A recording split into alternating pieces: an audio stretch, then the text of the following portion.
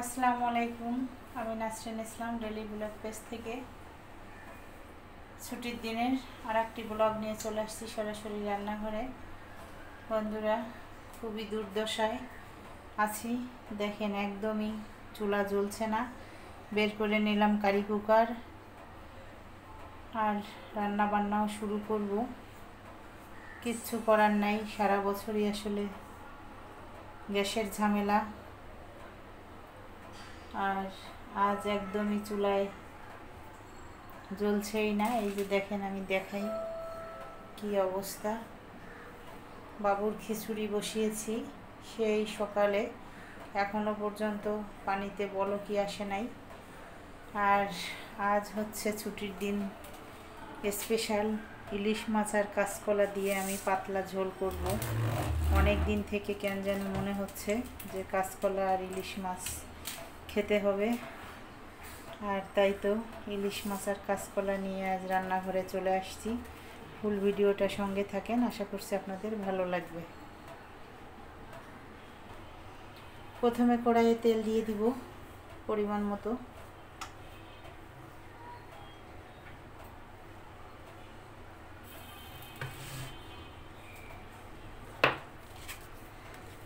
দিয়ে দিব পেঁয়াজ কুচি,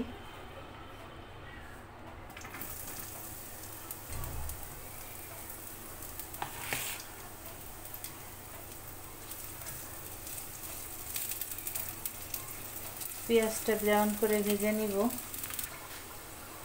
পেঁয়াজটা ব্রাউন করে ভেজে নিয়েছি। এখন দিয়ে দিব কিছুটা জিরা,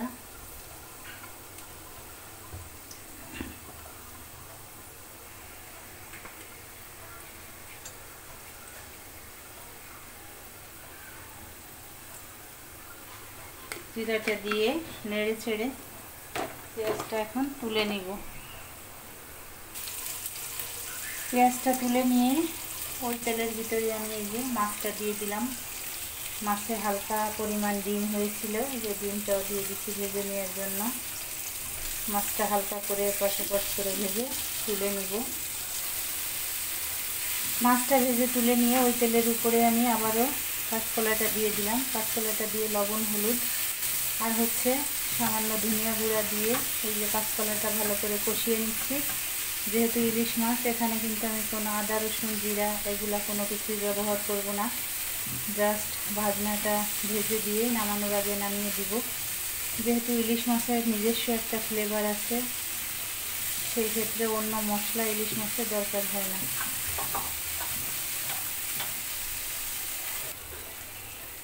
দিয়ে দিব কাঁচামরিচ,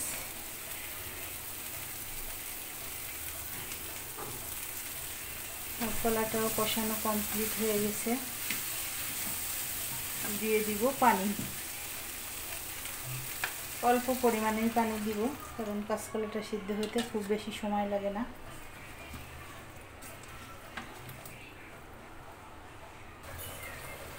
4-5 মিনিটের জন্য ঢেকে দিয়ে অপেক্ষা করব কাঁচকলাটা সিদ্ধ হওয়া পর্যন্ত।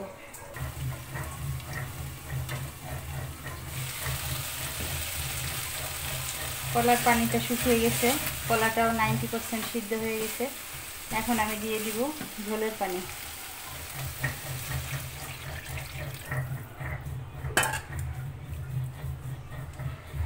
যেহেতু কাঁচকলা, ঝোলের জন্য পানিটা একটু বেশিই দিলাম। কলার তরকারিতে একটু ঝোল বেশি রাখতে হয়। আবারও ঢেকে দিব বলক ওঠার জন্য।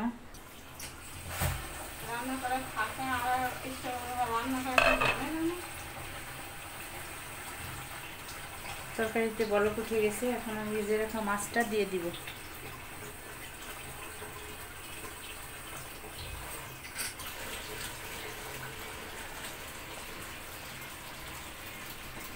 ভেজে রাখা মাছটা দিয়ে আবারও ঢেকে দিব।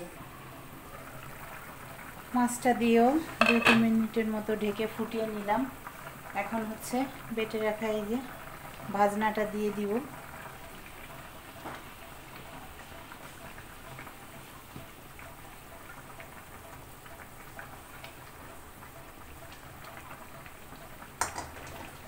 ভাজনাটা দিয়ে ভালো করে নেড়ে চেড়ে তরকারিটা মিশিয়ে নেব। মশলাটা দিয়ে নেড়ে চেড়ে মিশিয়ে নিয়েছি। এখন আরও 1 মিনিটের মতো ঢেকে তরকারিটা নামিয়ে দিব।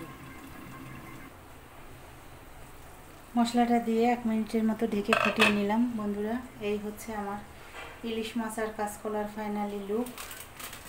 আর ভিডিওটা আজকের মতো এখানেই শেষ করব। আরও রান্নাবান্না বাকি আছে, কিন্তু সেগুলো আর দেখাবো না, কারণ বুঝতেই পারছেন কারি কুকারে রান্না, অনেক রকমের ঝামেলা। আর ভিডিওটা ভালো ক্লিয়ারও আসছে না আলোর অভাবে। এই তো, এই বর্ষাকালে কাঁচকলা আর ইলিশ মাছ কার কার পছন্দ অবশ্যই কমেন্ট করে জানাবেন। দেখা হচ্ছে নেক্সট অন্য কোনো ব্লগে। আল্লাহ হাফেজ।